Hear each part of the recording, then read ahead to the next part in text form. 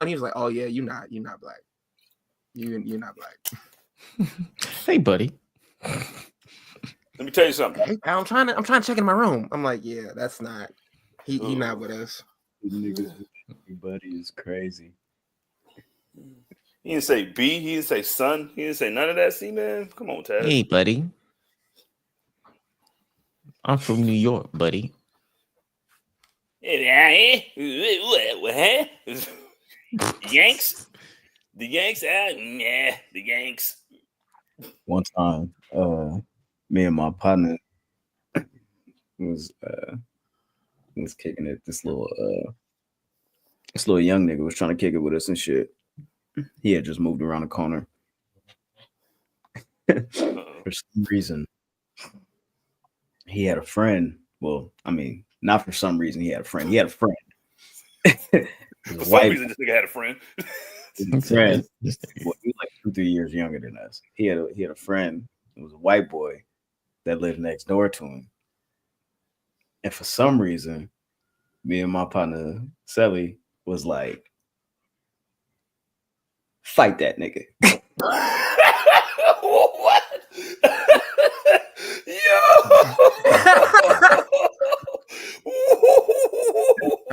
What? So they start fighting. Oh, he a real one. He swing on cuz they start fighting.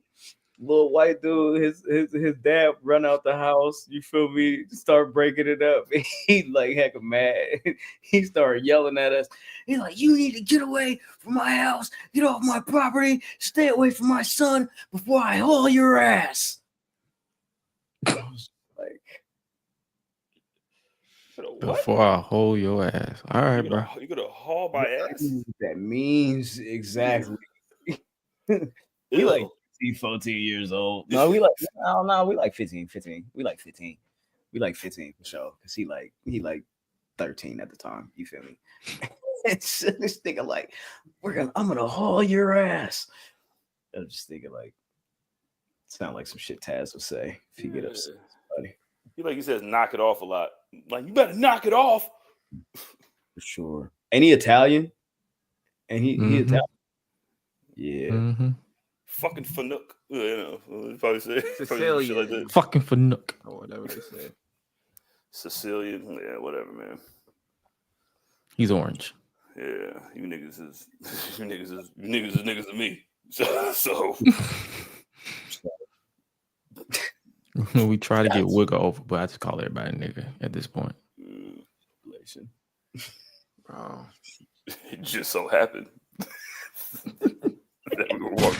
Yo, just making kids fight is fucking hilarious, nigga.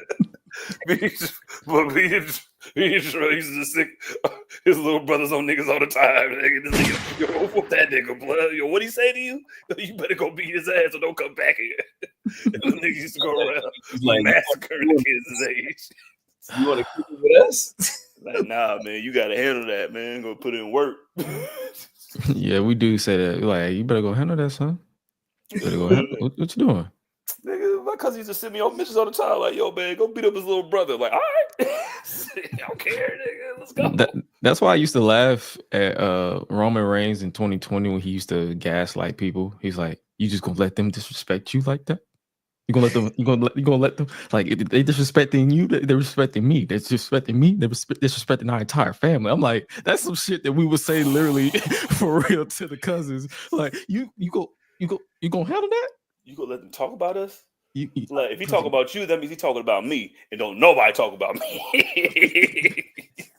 he disrespecting our entire family. I'm like, yeah. Offset and somebody like from the UK, like they were shooting a video out in the UK or something like that, and I guess he got into an altercation with another rapper out there. Oh, in Paris, it was France, nigga. Yeah, you see the video? I was you like, see the thunder kick, nigga. What the hell going on?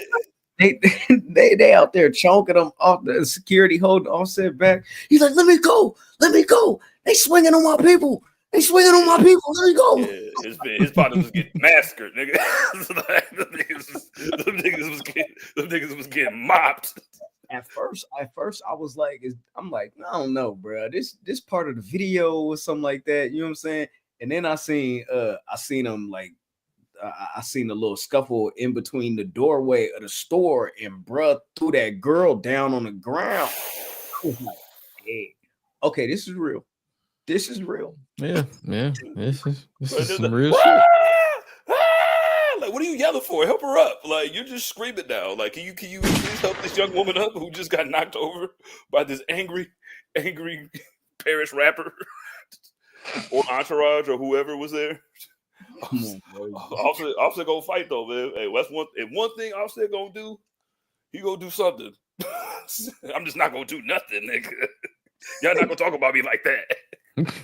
He had to jump off of, bro. Falcon punch. Oh yeah, that boy did a phenomenal forearm on that nigga. Boy, that shit was crazy. That nigga said, you thought that Will Ospreay shit was bad. Right. What Offset did to do was way better, nigga. Hey. Rapper goes off script and shows brutality. Whoever posted that shit was dumb as fuck. Like, what? Rapper breaks kayfabe and attacks a fan. and then one of y'all posted Hogan with that chair shot. I was like, bro, I need to go to a wrestling school because all I gotta do is the bare minimum and make millions. Sign me the fuck up. You just gotta be big and goofy. Hey, bro. WWE ID Gresh, you feel me? You know what I'm talking about? Yeah. WWE ID me, and I will make y'all money while doing the absolute bare minimum. I will replace Orange Cassidy and just be lazy as a motherfucker. My forearm gonna be stupid. Still gonna be faster than Jericho's. Yeah, sure. Gang.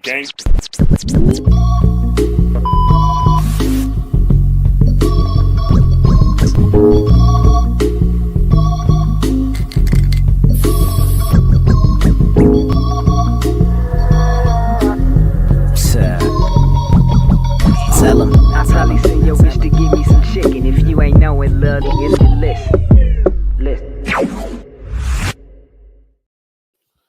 Oh, ladies, and gentlemen. More importantly, ladies and gentlemen, people with jobs, people without jobs, middle class, upper class, high class, all that, cats, snakes, chickens, ducks, elderly people and twerkers. We present to you another episode of the Public Enemies Podcast. I present to you, what is this episode? 331. I go by the name, oh my God, Graham, here for another rendition. Another edition. Edition. That's crazy. Yeah, man. Yeah. Edition is wild. You feel me? Yeah, nigga. Another time at bat. You know what I'm talking about? You feel me? Another time for greatness. Another possibility for doing dope shit. You feel me? We in this building though. You feel me? I'm talking about. I'm in this motherfucker with my guys. I don't know where Ben went. You feel me? But he was probably like, I'm out based off of It was getting pretty well. Gresh is here. What's going on with you, dog? How you doing? You know, I'm here. I am fresh. Well, not fresh. I took a nap, but I'm back home after being in DC for the past couple of days with another show. So luckily, as the years winding down, so is my travel schedule. So I believe as of now, that's my last time leaving home. All my shows will be local, but yeah, I'm good.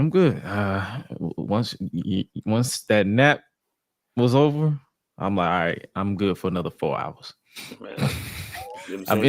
Once I enter my 30s, I feel like my naps have picked up even more. I'm like, yeah, I'm ready for a nap. Like some people say, I'm antisocial. No, I'm just ready for a nap. That's all. But yeah, I'm good. I schedule my naps. You know what I'm saying? My days off, I'm gonna get it right here. I'm saying Monday, I'm gonna get it between 10:30. You know what I'm saying, and 12. You know what I mean? Like, just in time for lunch. You know what I mean? Wake up like, whoa, god damn. Like, oh yeah, let me go pop something in the oven right quick. Nigga. Nigga definitely leave my mouth when I be stressed. I'm like, nigga, all right, let's get it. What about y'all? What y'all got going on? I ain't got nothing going on, man. Yeah, all black. Dog, oh, you know what? I need to. You know what? I'll do that in a second. I'm chilling though.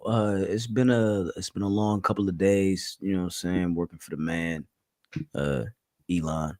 You know he's Goofy. Yeah. something else, man. But you know, I'm optimistic. I'm hoping that they give us Christmas off because currently I'm scheduled to work Christmas Eve, which means I'm scheduled to work Christmas just due to my schedule. And sounds like we're gonna have to make up a hey man, I got a whole bunch of excuses, dog. When fake a seizure, I'm saying I gotta do that. I ain't gonna do that. You know what I'm saying? My bad. I'm gonna pray and I'm gonna wish that we get things rocking in a pleasurable way in my favor. And they decide to do a cool little shutdown for the holidays and say, hey, go be home with your families as long as you come in your first day scheduled for 2025. We'll pay you for the holidays. And I'm like, all right, bet I'll do shit like that. You know what I'm saying? But other than that, I'm cool. You feel me? Smooth. Ain't nothing going on. Big Match Jizzle in the you know what I'm saying, in the building. Big Champ Jizzle. Excuse me. My bad. I don't want to disrespect you. You know what I'm talking about? How you doing though, bro? What's going on with you? What's good? Oh man, you know what I'm saying? Got it. Life. You know what I mean? Life is dope sometimes. And you know, I had a great week of sports. You know what I mean? 'Cause I didn't have to watch the Raiders on Sunday. You know what I mean? Had a stress-free week. Watching the Warriors kill. You know what I'm saying? You know what I mean? As you can see, you know what I mean? The Lord of Light Skin. You know what I mean? You read it. You know what I mean? You know who he is. All right, the greatest light-skinned man to ever live. Had to let the third greatest light-skinned man to ever live know that. You know what I'm saying? He's the king of all light skins. And we're 9-2. Didn't expect that, so I'm happy. Happy. And I'm breathing. And I woke up this morning. Amen. One time for the man up above. What's going on with the Waco kid? You know what I'm saying? Benny the Butcher. How you doing, bro? Oh, I'm good. Speaking of niggas that have good records this season, only 2 losses. Nah, I'm doing good. Can't complain. You know what? I hate that phrase because you can totally complain. You can say whatever you want. That's stupid shit. I'm gonna complain. Oh yeah, I'm definitely gonna complain. Like there is stuff to complain about. Exactly. So like, Gavin Newsom. Oh yeah. Hey, yo, I know I get what you're saying, but like, yo, chill. Yeah, I'm gonna need you to rephrase that, my brother. Oh, brother. I know what you're saying because he's talking about like on what is it? On It Is What It Is. Michael Irvin was doing the pod from like a bathroom or something like that in the airport. I know what you're talking about. This nigga Michael Michael in Irvin. the bathroom is crazy. Michael Irvin is such a nigga. Like, oh shit, nigga, I forgot about this shit. Hey y'all, what's going on? Yeah, you know. Like, what the fuck was that? Oh man, you know nothing. Great, like you mean I mean Wardell, the Dale. Look, war means murder, so murder Dale, Stephen Curry. All right, that's what I'm talking about. Elder Barge. I mean, you know they did some stuff. Look, it's Steph, Clay, Chris Brown. Nah, you said why isn't Chris Brown the greatest? Because he could do a backflip. I know about 3 crackheads could do a backflip or a front flip. No, he could do a front flip on beat to March Madness. Now, can a crackhead do that? Probably. Yes. Guess what? And guess what else they'll do? They'll wash your car too, and they'll make sure nobody fuck with it either. For $20. And they're gonna open the door for you. Hey man, how you doing, man? How you doing? Like, all right. They do a front flip and land on a bike, nigga, and just ride off. Now, if you come across a crackhead with chapped lips, just run. They're not doing none of that. The movie crackheads, you know what I'm saying? That they just discovered it's specific crackheads. You gotta do that. Like it's some of them, you just be like, nah. We're in the honeymoon stage of the crack. You know what I'm saying? We're just like it was just all new experience. Like it's a whole new vibe. Like I'm still talking. Like I'm not twitching out of nowhere, but it's like I'm just enjoying myself. Hardcore. You know what I mean? Like you give a crackhead that's twitching $20, he gonna end your shit. He's like, Yeah, yo, yeah, I gotta get the rest. I gotta get to the rest of it. Yeah. He's like, this all you got, man. The fuck Yo. you mean you got this all you got? You You gotta watch that for the Nah, season. got bro. that watch on, you got that iPhone watch on. You know you could you know you got more money than that. What you talking about? I mean, you got an Audi. Nigga, how do you know cars, nigga? Bro, I heard that speech at like 9 years old. I'm wearing a suit. We were going to this mega church in Richmond. And a guy was like, yo, man, hey, young blood, you got any money? I was like, bro, I'm like 8 years old, bro. What do you want? That reminds me. So my dad hears this and he's like, hey, he's like, yo, you good? And he's like, hey, you got anything you could give me? And my dad was like, what are you gonna use it for? He's like, I'm gonna go buy a pack of cigarettes. And my dad was like, I don't know if I want to give you money to buy a pack of cigarettes, because he's like, I don't know if I want to do that. He's like, but I could buy you something else, or I could. He's like, nah, I want to get a Pepsi. And my dad was like, I don't know if I give this to you because you just said you were gonna get a pack of cigarettes, and now you're saying a Pepsi. So I don't know. He gave him the money though, but I was like, you did a lot of talking for nothing. Yeah, I feel like that. I feel like that altercation probably would have went left. He didn't give him that money. He was like, you know what? Here you go, bro. Just take it, man. Oh, I want to hear Grant's crackhead story. My crackhead story? I thought you were about to tell a crackhead story. Oh yeah. Got a couple. I don't have one. Got a couple. I'm not gonna go with the personal one. I was not personal to me, like the vicariously in a sense, but I was like, I remember I was in like the 7th grade, and I had took the bus to go get a haircut. So I'm outside the barber shop at the bus stop after I leave, you feel me? And you feel me? I'm feeling good, feeling like, you know what I'm saying? Feeling like a little nigga, you know what I'm talking about? You know, I'm all in the wind, you feel me? Had my little Bape hoodie on. And you feel me? I was standing at the bus stop, and dude walks up to me and he goes, hey man, you got a dime? And I'm like, game goofy to the situation for real in the moment.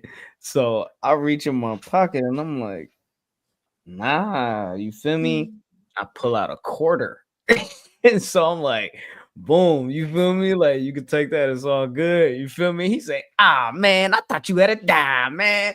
And I said, oh, bro, oh, bad. Nah. I don't do none of that, bro. Like, what you I'm straight edge, buddy. Oh, nigga, I thought you had a rock, nigga. This is what you got a Bape hoodie on, nigga. Like, I don't know nothing about that life, dog. You feel me? That's not me, bro. I'm not on that type time. You know what I'm talking about? Like, what you mean, bro? Like, The fact that he asked for a dime, you pulled out a fucking quarter. He was like, this fucking moron.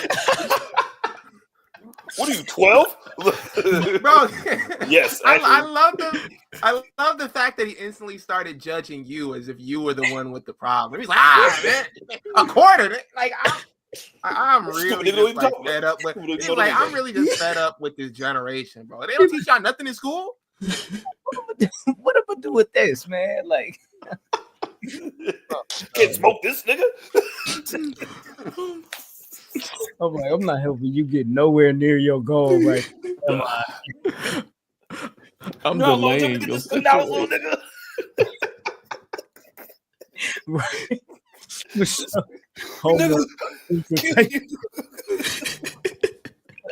I've been looking for a nigga that look like you for the last 15 minutes. Oh my god, you was probably so mad, nigga. Oh, you do drugs, guys. All right. Order. Down the Marco. Oh, Bang, bang, bang, bang, bang, bang, bang. Oh my god. We can talk about wrestling, I guess. Okay, cool. Yeah, there. We can keep sharing crackhead stories. I don't know. We can share crackhead stories in the midst of talking about wrestling. Yeah. True. We'll weave it in. We're professionals, all right? Sort of. Well, let's go ahead and kick it off with somebody that, you know what? I don't even have a good segue for this. Yeah. He's white like crack, I guess. I don't know. You feel me? Feel me? So it's like he off white like crack for real. So it's like it's different. It's different. You feel me? But yeah, John Cena, Peacemaker season 2 announced for August 2025. They had a little teaser trailer. I forget what the little convention name is. I'm sorry, I'm not even gonna lie to y'all. But they had a lot of movie trailers, a lot of premieres, a lot of little teasers and stuff that was going down. The Galaxy Con? There you go. I guess so. You know, I'm talking about you more tapped in than me. You feel me? So with that said, you know, I'm talking about what you know about Galaxy Con. That's what they be doing over there. They just be, you know what I'm saying? Like, I'm looking it up. I know it's not Comic Con. Man, I bet. So John Cena, Peacemaker season 2, HBO Max. My bad. You feel me? On Max, you feel me? I rocked with season 1, so hopefully go stupid crazy. You feel me? Other than that, Bruh popped up at the Nightmare Factory, and I don't know if it's a part of the WWE ID program or whatever, but they, you know what I'm saying? Maybe he might have ID'd somebody, you know what I'm saying? Second at bat after William Regal or something like that. But also, John Cena announced for the Royal Rumble 2025. That's also happening. So, hey, big action. I'm cool with that. Like I feel like it's kicking off. Okay, iced tea. Yes, okay, we get it. Iced tea. Yes, sorry. White light crackers. Vanilla ice. Bro. All that. So that's John Cena and what he's up to these days. You feel me? IDing niggas and being invisible, but also popping up everywhere at the same time. You know what I'm talking about? In 3-piece suits like that. I feel like there's no in between. That brother either wears the jorts or a suit. That's his way. You probably just sit around his house in the suit too. Just be like, yeah, why not? I would not be. That would be hilarious. Just wake up, put a suit on. There's no real in between for how John Cena dresses, but The Rock was named GQ Entertainer of the Year, and hipster photos. I'm glad you're bringing this up. Oh my god, Rollins type. You feel me? King Troy. You feel me? I would assume you feel me styled him, but I looked it up. He did not. You feel me? But shout out to GQ. They you feel me? They gave The Rock Dwayne Entertainer of the Year. Put the fries in the bag, bro. That's disgusting. Yo, George with a leather jacket, like, oh my goodness. Oh, he trying to do his thing. You feel me? No. Well, you're not supposed to have a leather jacket on with your legs out, dog. Like, come on, jackets man. are reserved for pants only. Pants and the little blue joint with the big shoulders and shit. You feel me? He was you know, talking about jacket. You feel me?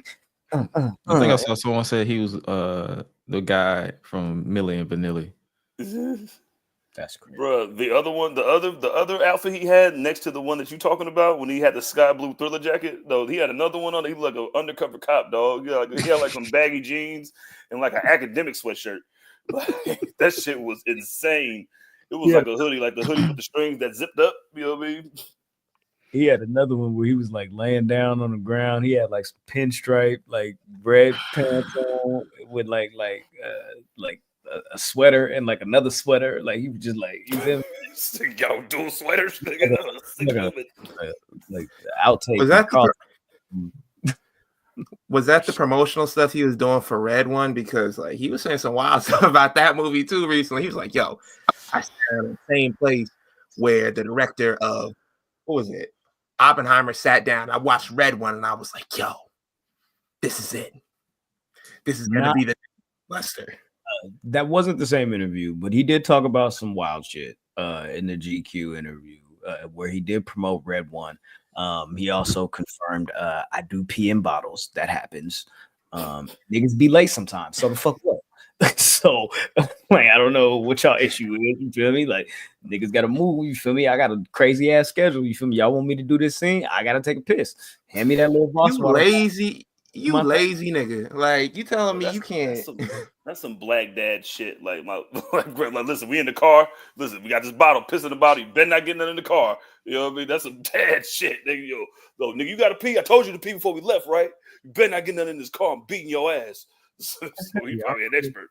I was on a road trip with my pop. We was going to New York. We was like somewhere in like I don't know, somewhere between Pennsylvania and like I don't know. We drove through like Pennsylvania, like West Virginia, and like all types of shit. So somewhere in there, I had to take a piss, and this nigga handed me a bottle and said, "Do your motherfucking thing, or just we ain't stopping until we get to the next rest stop." And that's like about 70-some miles. So handle your business. Toss that shit up. You ain't pissing yourself because you're not pissing yourself for sitting in this car. Make sure it's tied up though, because you don't want to toss it out and hit the cop like they did in Johnson's Family Vacation.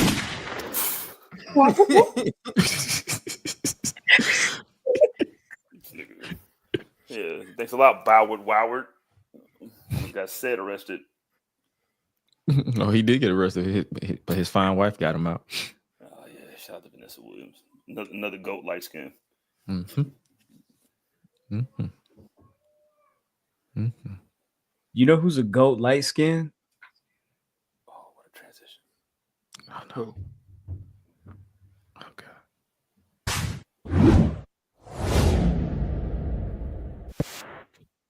Mercedes Moné.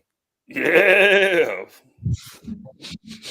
And unfortunately, she got speared or tackled through a wall on Dynamite this week by none other than Chris Statlander. But it wasn't just her. It was Camille, who had her arm in a sling after last week trying to run over Chris Statlander with a car, then getting her arm slammed in the door of an Escalade, and then tackled through a wall, as I just mentioned. You feel me? Like, I don't, they're just doing a bunch of throwing shit at the wall to feud to get them to full gear. Yeah. The shot in particular. If you watch the video, you see what I mean. Bongo. Oh, sorry. Oh, man. Bro, Mercedes got blown up by Big Low Alien. Camille is like, bro. Camille is the Kwame Brown of like heaters, or like whatever you want to call it, bodyguards or whatever. I'm like, how you get injured and you let me get cooked twice? What do you want me to do? My arms in the sling. Put my arms in the sling. And you was like, oh shit! Get a gun. Drive. I was about to say that. I was just about to say that. I'm like, you better be packing heat. I got one arm. Okay. She should be able to withstand it. You can't even withstand getting an arm slammed in the door, man. Come on, man. But how dude? It's like you almost hit somebody with a car. You get speared through a wall. You can't have a regular match after that. There's no help. Yeah, for real. If you're trying to build heat, you're trying to build heat too.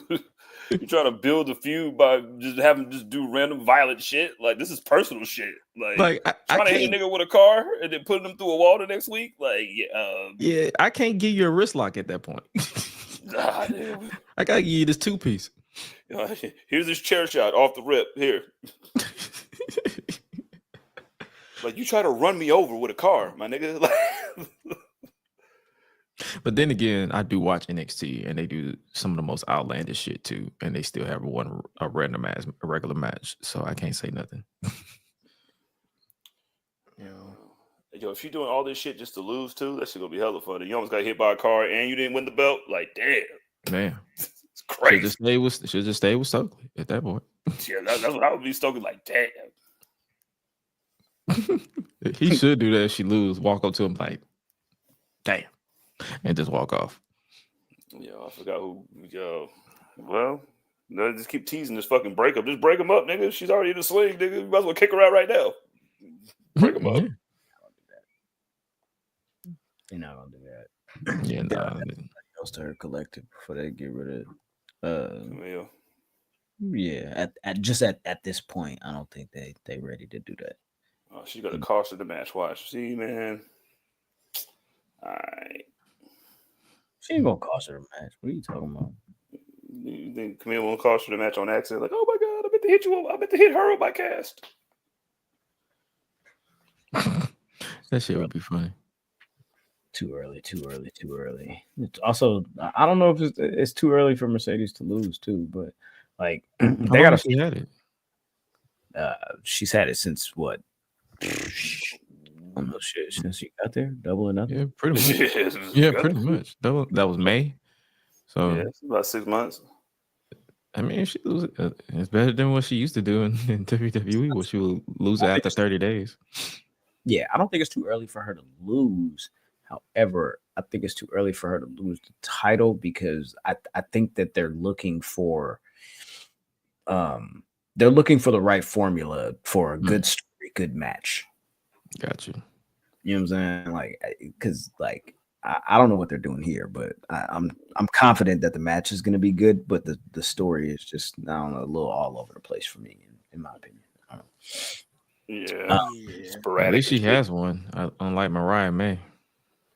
No, they even. That's the point. I didn't even seen her, nigga. I seen Britt Baker on my screen again. Like, I'm tired of this shit, dog. Man. Yo, man. I went to go get food during that match. I ain't even gonna hold you. I'm like, all right, I don't care. No, it's kind of wild. Like to the challenge. When Serena Deeb came out there and started cutting her promo, she was yelling the entire time, "Nobody cares," and I'm like, bro, we can't keep doing this. Nobody cares. Keep doing this. It's your job to make me care. Exactly. You're supposed to be like the baby face, like because exactly right. Like why? What do you mean nobody cares? She didn't even say nothing yet. Like, she just walked out. She said nobody cares. I'm like, all right, bro, you got it. Yeah, what if she just turned around and left? Like, oh well, I guess nobody cares. I guess nobody cares. Like you have no title, you have no reaction. Nobody cares. Damn. They keep even the fans is overdoing that DMD shit. They over it. They're like, all right, blood, you gotta do something now. All right. She was doing the match, and I said, all right, bro. I was like, okay, we get it. You're a doctor. Yeah, you were better than this before whatever. Like I know you. Shout out to her, man. Like little humble said it, but humble said your Brit is over. I feel her. I think she ready to leave. I think I'm tired of these niggas. That might be it too. She might just be going through the motions. Like, why am I fighting her? She might look at us like, I mean, hey man, I don't know. She saw that reaction to that match with Mercedes and said, yeah. No, Tony Khan saw that reaction to that match. It was like, you are never getting near anybody like that again. You need some time. He's the hateful nigga. You know that? Yo, man, yo, for real. Yo, you see that shit? Yo, man, thank God, man. Because, like, they had the Jamie Hayter shit, too. Like, the same shit. You know, they do all that shit in one, you know what I'm saying, 1 13-minute block. You know what I'm saying? Shout out to y'all.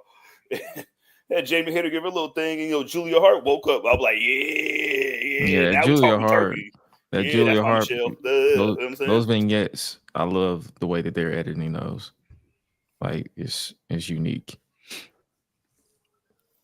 Christian says, send her to Japan ASAP. No funny shit. I agree. Anna Jay went. What? Mariah May came from over there. You know what I'm saying? Somebody will watch it. Back and forth. Great value, Charlotte. Damn, that's fucked up. Where is Charlotte? Charlotte, they need you. Help us. Save us, Charlotte. Ashley Flair, go to. They need your help over there. Oh, yeah. she's Kuta definitely said, and Nikita in a mid off, like. Nah, bro. Nah. shout out the like, gang, man. And Yo, shout out, yo, for real. But yeah, Brett makes Nikita. I mean, Nikita Lyons made Brett look like Bret Hart. Like, I'm not gonna lie to you. I'm not gonna lie to not you. good. She's bad. She's not good. Yeah, no, she's oh god. You see She's that? not You see that shit where she was like, who was she fighting? She was Rizzo. Who was it? It was She was Rizzo. fighting Rizzo, and she just Yeah. like spun her out, like the shit Like a that spinny top, the nigga. shit that I Jim, thought she was like the shit that Jim Carrey did to Cameron Diaz in The Mask. He was like, yo, and she started spinning around. like, is this some dancing shit? What the fuck are we doing? I thought she was gonna fall back, and then she had the nerve to drop down in the Black Widow pose. Like, girl, you did nothing of substance to warrant that drop. What are we doing? You she a Beyblade? Like, what did you spin her like that? Like, I thought you were gonna spin her into a knee or some shit, but no, I thought it was gonna be. I said, oh, she about to hit her with a rainmaker. I said, oh. I wouldn't be surprised after seeing the reaction to that move. If like girls is just like, I'm not doing that. Yeah, whoever told her to do that move, or whoever said, yeah, go for it. Yeah, they set you up. Hickenbottom, you know what to do. Let her rip. But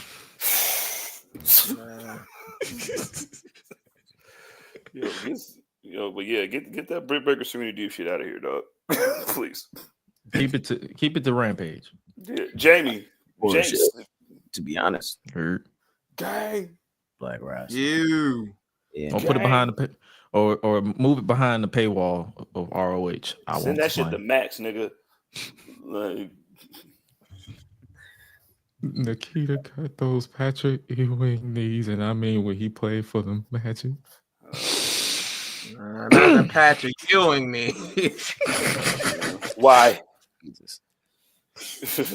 Send it to Max, yeah. Send that shit to Max. They see me, send it to Max. I don't need to see none of that. Man, Serena Deeb will be doing all kind of chain wrestling holes, and the Britt Baker will be looking at the camera and shit. Like, man, like she Deadpool. Like, I ain't got time for that. Man. Imagine being 25 with 2 ACLs held together by duct tape and paper clips before going to the main roster.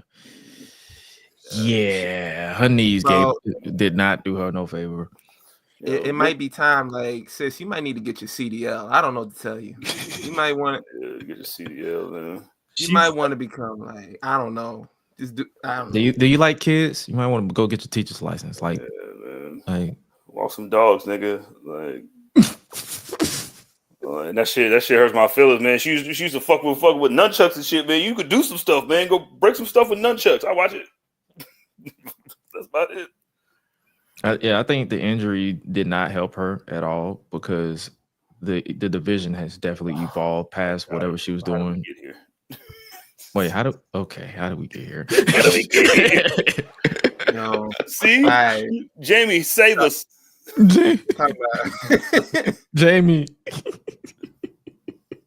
Speaking of saving niggas, nobody's saving Willie Yuta. You know why? Because he's a liability.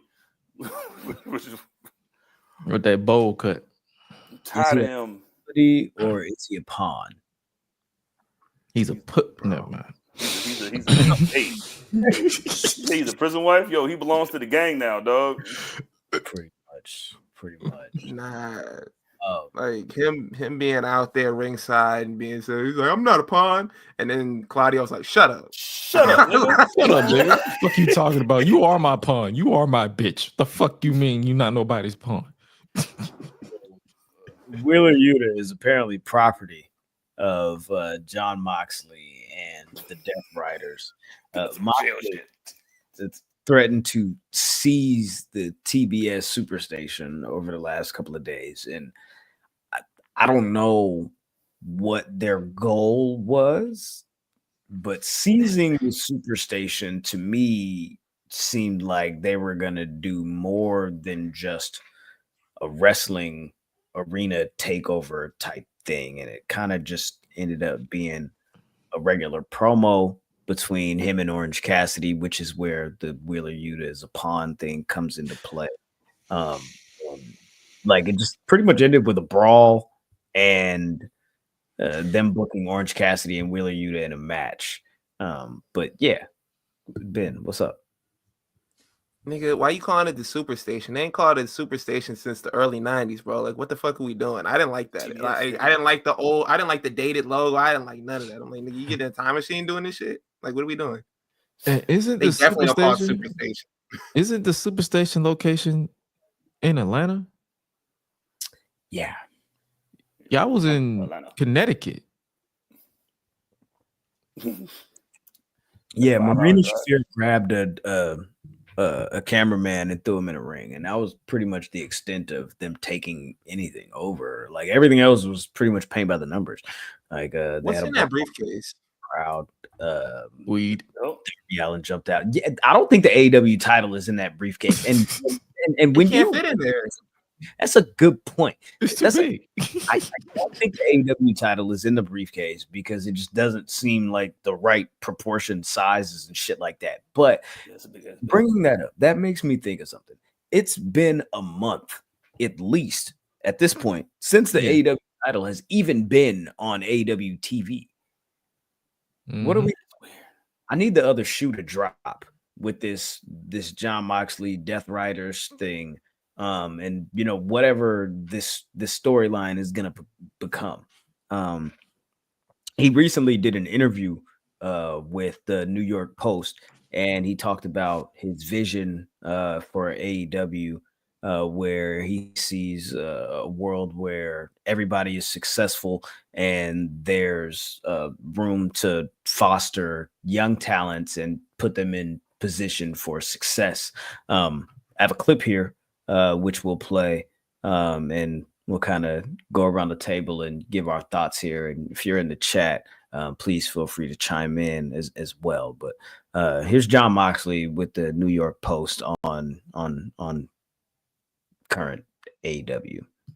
That you're feeling, kind of the energy that you're feeling in the in the locker room, backstage, in the arena, just everything surrounding AEW. It's a different kind of attitude. Like, very exciting, and there's be a lot of stuff that won't be a part of this AEW. Early in the year, I heard somebody, a backstage type person, and talking about interviews or pre-tapes or something, and it was a situation where talents were not put in a position to succeed due to lack of kind of preparation and framework and direction and things like that. This individual said, well, it's the bottom of the card. It doesn't matter. Wow, it's the bottom of the card. It doesn't matter. Can you imagine saying that? No. Like you're fired. You're fired. Go work at Sunglass Hut. You should be pistol whipped for saying that. And like, for one, everybody that's on the top of the card was at one time on the bottom of the card. That's how it works. You climb the ladder. You see a lot of frustration or confusion because from some of these talents because there's no ladder. They don't know what to do. They're just kind of wandering in the desert, right? And we're gonna grab them by the shoulder and want to walk them. That's what we're gonna do. Oh, so he really sick of the bullshit, huh? Like, so he really he talking to them like Kenny Omega did when he had that meeting where he was like, "Yo, man, look, I didn't hire none of y'all. If it was up to me, all of y'all be out doing. None of y'all my niggas." So they were on that time like collectively. So really, just I'm like, yo, you kind of proving CM Punk right, because when CM Punk was like, "Hey, man, look, there's a bunch of fuckheads over here. Y'all was like, you don't know nothing about the young people. You don't know nothing about today's generation." And now Jon Moxley is like, "Yo, I pistol with one of these little niggas." I'm like, yo. Imagine if a black wrestler said you should be pistol whipped first. Like, I just feel like That's some New Jack shit, nigga. Imagine if a black dog, man, they would even let swap. I don't even want to think about man. Man, you let creative control. So I heard he got the boy Tony Khan was like, "Hey, yo, save us, Mox. Save us." Jericho likes.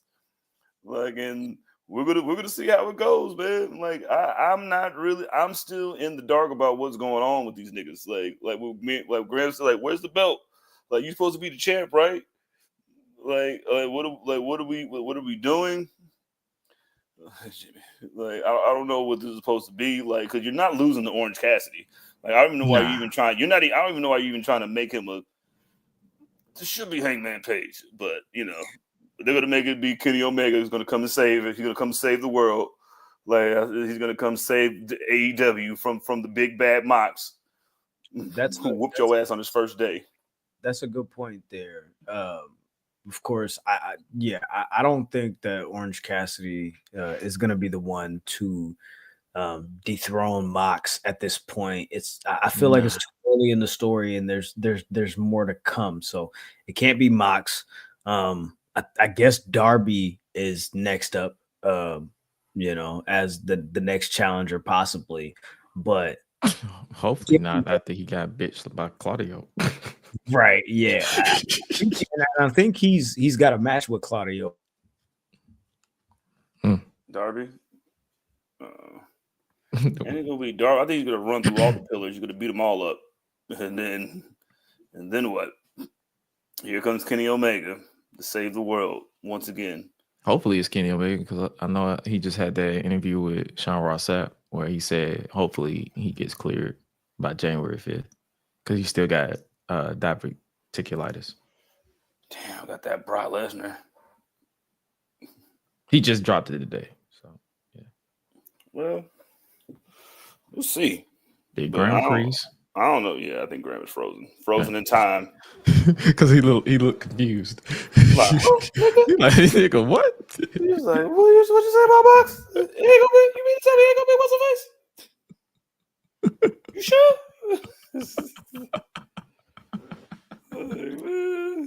I'm sure, bro. I'm sure. Oh man, but yeah, man, this story is really interesting, especially with that where he's like, I'm gonna whip some people. I'm like, how high are you, my brother? Because that's wild to just casually say, hey, you complain to me, I ought to smack you and your mama and your baby.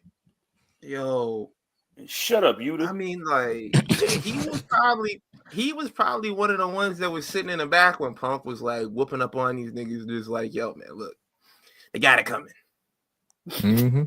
Hey man, if that was me, I'd have shot that nigga. You know what I'm saying? But that's just me. Me and Orange said, I'm saying I'd have smacked the shit out of Cuz, but I don't know what just happened. Sorry. No.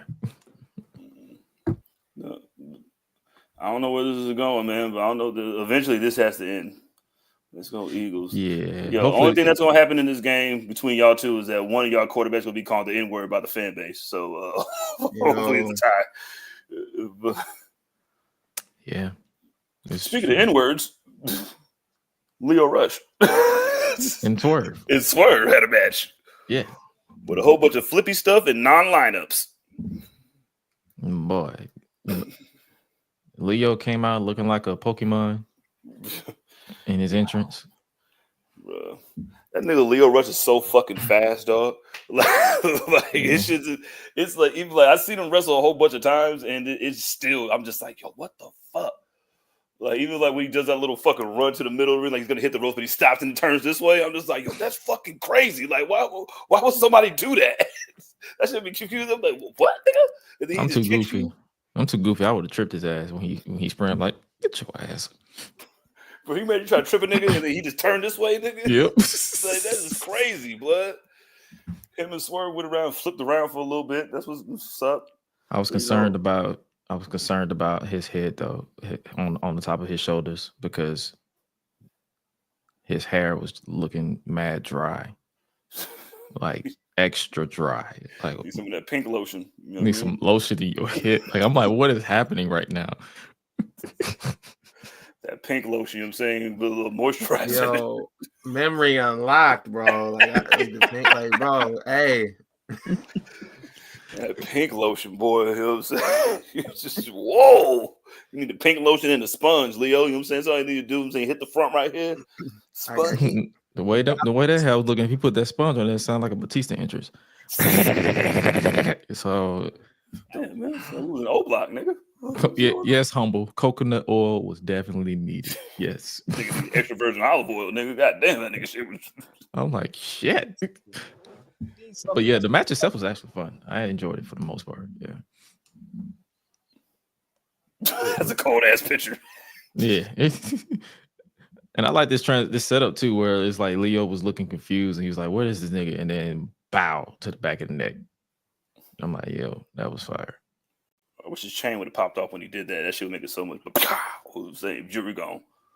It's interesting because like he asked for this match because he was trying to get the attention of the Hurt Syndicate after they gave him the business card, and so he challenged Swerve.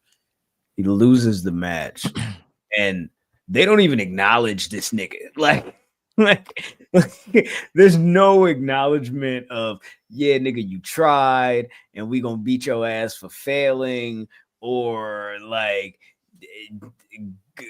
nigga, like there was no follow up on that at all. Like I'm wondering what the next chapter is. I watched the close up interview that they had with Renee Paquette, and she asked them if they needed a fourth member, if that was essential to, you know, the foundation of the group and what they were trying to do with the Hurt Syndicate. And MVP did the thing where he was like, I see what you're trying to do, but I'm not finna answer your question for real. But they had already kind of mentioned that, you know, when we had that fourth guy that, like Ben said last week, was the high flyer, that, you know, they were just kind of discussing all of these hoops that you would have to jump through to be able to defeat them as a collective. You know, it's the flippy, the high fly, the spinning nigga, and then it's Shelton, the technical nigga, and then you get to Bobby Lashley, who's the powerhouse, and, you know, all that. Exactly. You know, so yeah, they had that whole thing where they came out there and they basically told Swerve, we'll see you at Full Gear. Swerve called Bridgeport, excuse me, or Stamford. They didn't really like that.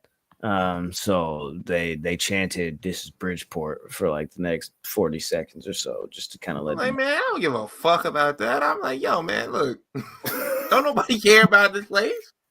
Honestly, he don't give a fuck either. He just gonna let that shit go and dump him again, just like, where you at, bro? And then he got smacked, you feel me, in the back of the head by Shelton. They beat him down again, and then they also beat down Prince Nana with Bobby Lashley throwing him into the turnbuckle and him taking a nice little tumble. So they're building towards this match with a Swerve and Lashley at Full Gear. And I think it's funny how, like, every time Swerve says Lashley's name, he says his full name. He's like, Bobby Lashley. Every time. Like, there's no point in which he says Bob or Lashley, like, separate or whatever. It's just Bobby Lashley. Man. Bobby Lashley. I'm sorry. When he growls like that, I'll be like, bro, you sound like you need to clear your throat. What is happening? Bobby Lashley. Like, I'm gonna be intimidating. I'm the most dangerous man in AEW. No. You just got your house burned down, and then, yeah, bro, and, like, then, and then drugged, and then in the head with a chair. That's time you see. Is Swerve the most dangerous man in AEW? And if that's not, what they said. If not, who is? It's not Murder Hawk. I know that. No, It's the nigga that's talking about pistol whipping people. Like, Yeah, that. definitely the dude who's the chairman that doesn't need the belt on TV. Yeah. I don't. Yeah. Swerve is hilarious, dog. You might be right about that, bro. You might be right. Where we at with this Will Ospreay and Kyle Fletcher thing? How y'all feeling about this? I don't care. No, because he's like, just like me, or are you not like me? Which one is it? Because you say you're doing all these things because you don't want to be like Will Ospreay, but you also out the other side of your neck saying that you're doing all these things because it's exactly what I would have did. So, nigga, the Will Kyle, the Will Kyle, please stand up type shit. You feel me? I don't know. Yeah, I think it's more so. I feel that way more so because it's like I'm supposed to take the Callis family serious. The only one I take serious is Takeshita because everybody else looking like a bitch.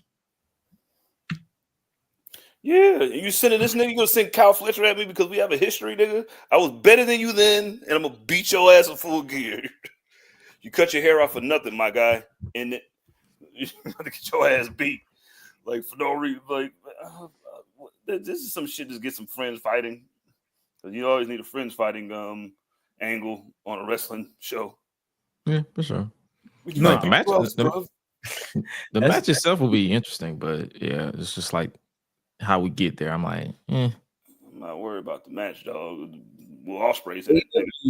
AEW's forte is, nigga, if it's a story about friendship, we finna try to cook for real. And I swear to God, y'all niggas met at the store when y'all was 12, nigga. Listen, what? I remember that time we met at the store that once. And we never seen each other again until now. Like, oh yeah, they got history. Like, no, we don't, nigga. We seen each other at the store once. Mm-hmm. So yeah. Well, and then Ospreay did it, so we cool. Maybe he's gonna fight his way to Kester. And we talked about the Ticklehawk monster, Lance Archer. They ain't killed nobody. Still ain't lost to Roderick, nigga. Roddy gets the match with MJF at Full Gear. That's official now. I don't really get it because they changed the story. And I'm still trying to recollect when Roddy even got into the story. Like, damn, was I that on autopilot that I did not even remember? Adam! He's a piece of shit, Adam! He was the one telling him from jump. Oh yeah, damn. Yeah, he was the one telling him from jump. I'm your real friend. All right. Care about it. And you turned on him anyway. Like, what the fuck? So instead of Cole and MJF, we got MJF and Roderick. Cole lost to Kester. He punched him with the ring. He punched him with the ring. Hopefully, he punched the yellow tan off of him, and then you got Kyle O'Reilly coming to save Cole, but he doesn't trust Cole. Why'd you help me, nigga? Like, what the fuck is why even come out here? I'm here for Roddy. Like, Roddy won his match, nigga. We got here for Roddy. Friendship. It's the dynamics of friendship, bro. But you still be mad. It seems kind to beat a dead horse. Nothing makes sense. Yeah, it never makes sense. Yo, why? That means if MJF is fighting Roddy Strong at Full Gear, that means MJF is going to have to literally really hurt this nigga so they can have this Adam Cole and MJF match. Because this is what it was supposed to be. There has to be a reason for this. Like, he has to kill this nigga, like Roderick Strong. Like, he might have to hurt him. That's probably coming at World's End. We doing a full year with flips from the big devil reveal when Cole turned on MJF, and they can kind of try to bring this thing full circle, even though the story beats don't make sense. So hopefully they can come up with a nice video package to tighten this shit up. They will not. Okay. Will not. Yeah, you're right. Yo, we were just saying that day. Yeah, they were like, bro, unbelievable. He looks like cartoon lightning, nigga. Like, him and this belt match complexions. Oh man, that's how yellow this man was. Nigga like CeeLo Green. CeeLo yellow. Yo, no, that was Gnarls that showed up that day. It wasn't CeeLo. That was Gnarls. Last thing here is the Fatal 4-Way Contender Series that Private Party is putting on to determine their challengers at Full Gear. We're starting to stack teams here. So the Outrunners on Collision defeated Top Flight. What are you upset about? You I'm not, man. Just when you said Top Flight, I was like, man, some other light skins I didn't think of. There you go. And Action Andretti, shout out to him. I don't know about like light skin greatness. They ain't really exemplified. I mean, this light skins that I'm saying maybe feel from the aura. Is what it is. The Outrunners have advanced to the Fatal 4-Way Contender Series, or the Fatal 4-Way match at Full Gear. On Dynamite this week, we had the Kings of the Black Throne, House of Black, Brody King, and Malachi Black against FTR.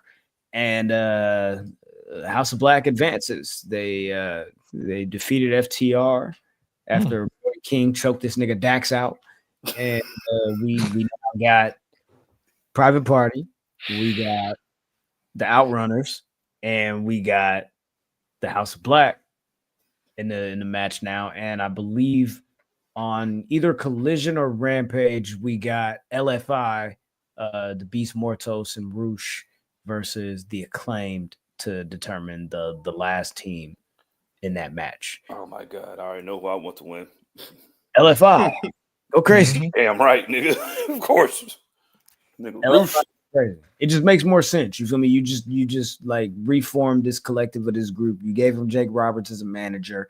The Acclaimed, they need a fresh coat of paint. They need something. They need a breakup. They need a heel turn. They need something. And they need. I think it's good because you're getting teams that haven't won the belts before, so showcasing other tag teams. Yeah, like I mean, like especially with when you said FTR fought the House Nigga Collective. Like I was like, oh, I wonder who won that one. You was like, yeah, the House of Black Angels. What the fuck their name was? They won. I'm like, shit. So that means if FTR can lose, the Acclaim gotta lose, nigga. Fuck that, nigga. Fuck. Yeah, and also I think that can possibly extend the storyline that they're telling with the Acclaimed and the Hurt Syndicate, because they were cutting a promo on LFI and MVP and Bobby and Shelton walked into the frame and was like, "Hey, like Max, you know, yo daddy was, you feel me, the nigga, you feel me, Super Bowl, you feel me, ring, you feel me." I'm talking about like, why is y'all over here talking about scissoring and all types of bullshit when y'all should be beating ass? You feel me? Like, I don't know what the fuck y'all problem is, but y'all should be dog walking niggas out here. You feel me? So there's some continuation there, quite possibly. And he mentioned also, I know y'all still got the card. So either you want to fight Swerve or going to beat up daddy ass. Which one you want? Crazy. From scissoring to beating ass is crazy. Man, they were doing that, not me.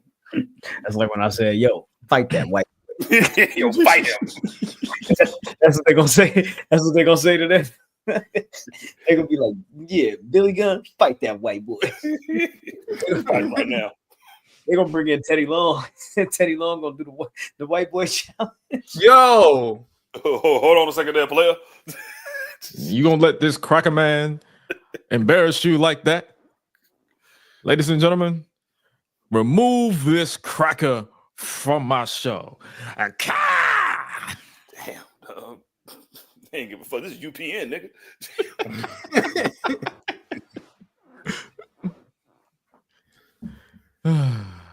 What do y'all want to do next?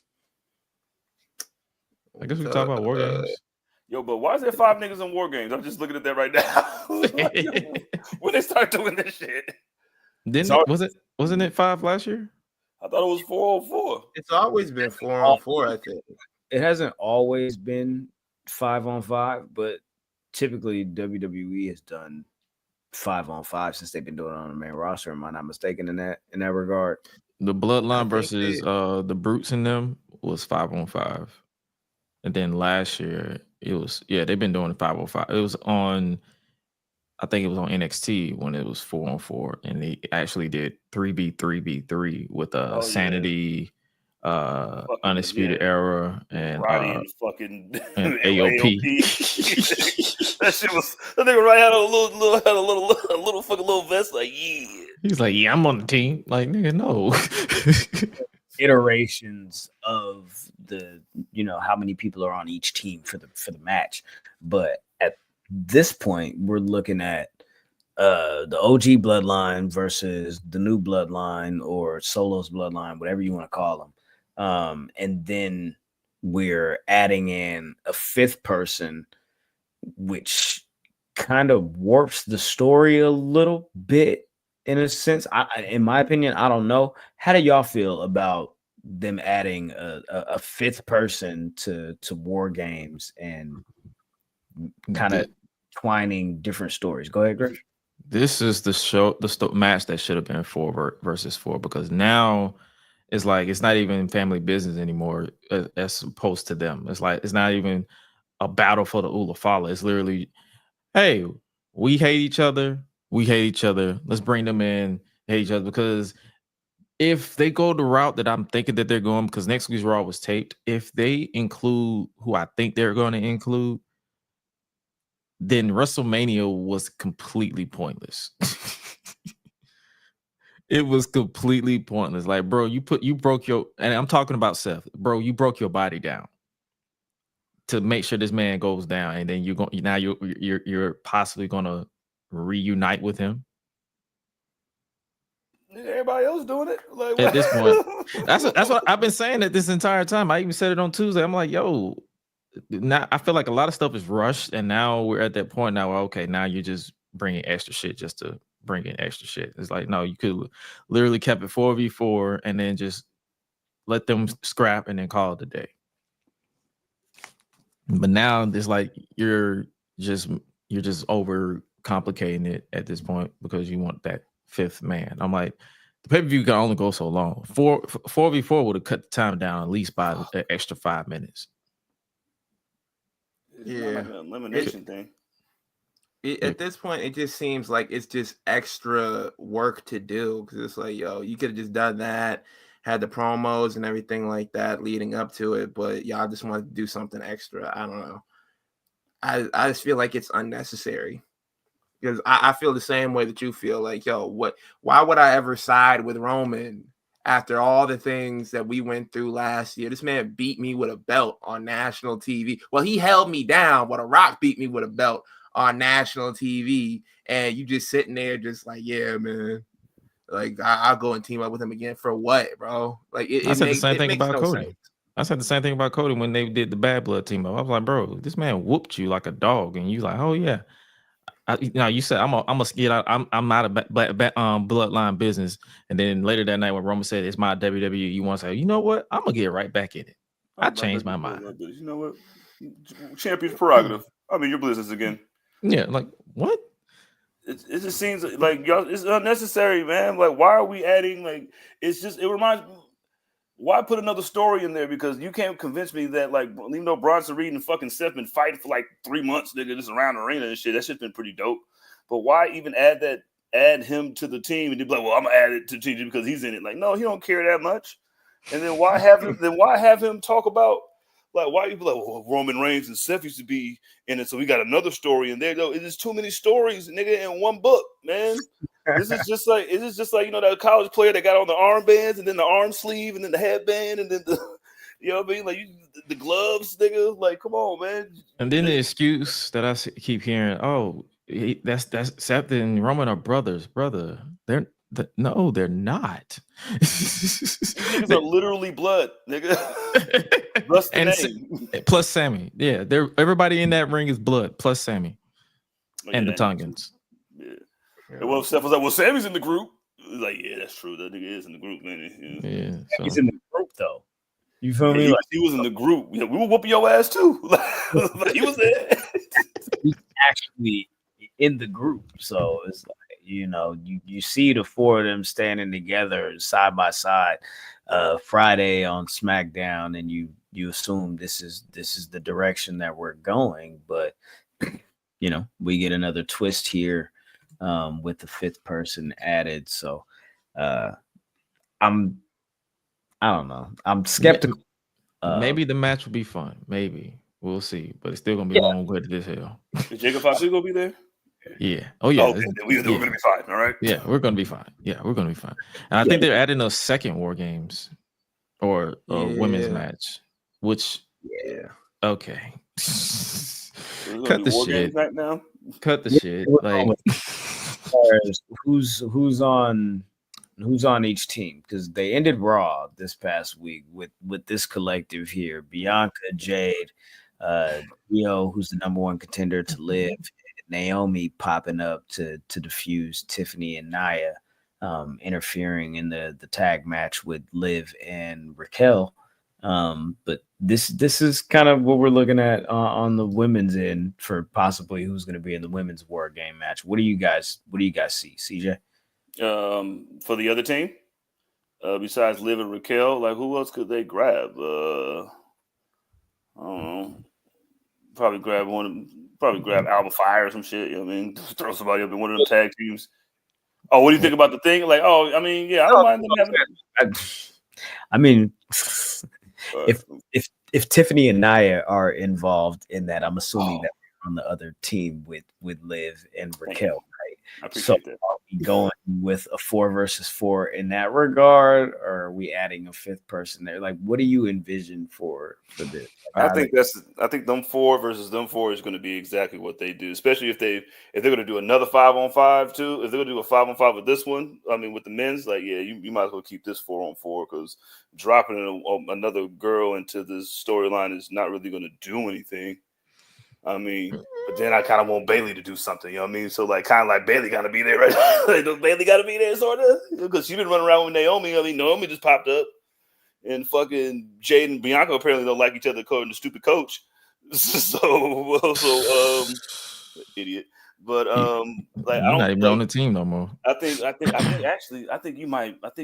they might have to add a 5th person because Bailey gotta be there. I mean, if they're gonna add a 5th person, I mean that they're gonna add Bailey, and so then I don't know who else they would add though. But do we really need? It's gonna be like an AEW show, nigga. We're gonna be there for 6 hours watching this shit. My thing is, do they really need? Like, I understand the diversified. They just want to get the women the same as the men, but sometimes it's like if the story doesn't call for it, a traditional old school Survivor Series match will suffice. Because at this point, you're oversaturating the stipulation. We're entering the territory of Hell in a Cell when it was a pay-per-view. You don't need a Hell in a Cell just because. Like, hey, the women are on the show too. We need a Hell in a Cell. That's not me saying, oh, women's wrestling doesn't matter for those over dramatic niggas who like to say, oh, I'm talking against. Like, no, if you actually pay attention to the product, the 2 War Games matches is overkill this year. Because last year they were struggling. They were struggling with last year, story-wise. And this is Survivor Series, like Survivor Series. This was built on like the little 4-on-4 elimination matches, man. Yeah, we need to see some niggas get eliminated, especially if you're throwing random ass teams together. Yeah, like I felt the same way because I originally thought when I was watching Raw, I was like, okay, well, looks like they're gonna do like the Wyatt 6 versus what's the name of Karrion Kross group? No, the Final Testament or the Final Testament. Yeah, Galatians. Yeah, they look like the Final Testament and the Wyatt 6 were gonna have that spot, and like I wouldn't have minded because they've kind of had like at least a 2-week build on it. Right. But when they, and it's like what you said, the women like just felt like it was just like, okay, oh shit, we got to throw this together. Same thing last year, like you said, it's like, oh shit, we got to throw this together. And it's not because the matches are bad, because last year the women had a better match than the men, and the year before that. It's just the fact that you're not giving them the same respect, because we all know that the Bloodline was going to have this War Games match. You're not giving them the same respect by like at the last second just throwing it all together just for the sake of just like throwing it all together. Like you said, it just feels like you're going right back to the gimmick pay-per-views that you promised to get rid of. Or like if the match doesn't call for it, because this match definitely doesn't call for War Games. Like the hate and the vitriol is not there to call for a War Games match to put that in there. Like you could have just done like, okay, we're bringing back the original Survivor Series like match, and you could have done like that. You could start doing that forward. Like you do like one War Games match and then one like traditional Survivor Series match and just swap it out. But it just felt like you were doing it because you had to, not because you wanted to. Yeah, you don't want that. That's never a good thing. I mean, the match is likely gonna end up really good, but it's just the story of it and how all of it came together is really convoluted. It's thrown together like y'all been saying, and it's just, again, it's just unnecessary. Like I kind of felt like this year I didn't want to see a War Games match in general, just because if you're saying, yo, we're gonna make these matches important and only do them when the storyline calls for, don't tell me that and then do it every single year since you said that. Like, find another way to tell some of these stories and not just use I don't know. It's kind of like it's a part of the attraction though. So on the other hand, it kind of in a sense has revived Survivor Series as far as one of the big fours in level of importance. Mhm. Because for a while it was like Survivor Series was pretty bland, kind of Oh yeah. paint by the numbers, and it didn't really matter as much as a lot of the other shows did. And the So brand supremacy didn't help. yeah, and it wasn't really hitting like it used to. Yeah, they need the NXT for that. So Yeah. With that said, there's something else that they might need NXT for. Well, let's get into the conversation of the announcement of the Women's US Championship that was announced last Friday on SmackDown. This is going to be the first women's mid-card championship that the WWE has ever presented. Did they have a women's lightweight championship at some point, like during like the 80s or some shit like that? I think they had women's tag team championships back in the day. Okay, cool. So boom. So now we got the women's US title. We didn't get any announcement of women's intercontinental championship on Raw to combat anything like that. And I'm not sure where this championship goes as far as is it going to be a floating championship or if it's exclusive to SmackDown, because it kind of seemed like to me, and I don't know, but it kind of seemed like to me that Michael Cole alluded that women from Raw and SmackDown would be competing for this. And I don't know if that means that they would be competing for the opportunity to be the first and the inaugural champion, or if that means that this is a floating championship and it will be defended between Raw and SmackDown brands as that women's mid-card championship. Ben, where do you see this going? How do you feel about the championship? And we can have the open up the discussion to who's in that division and who can be the eventual first champion.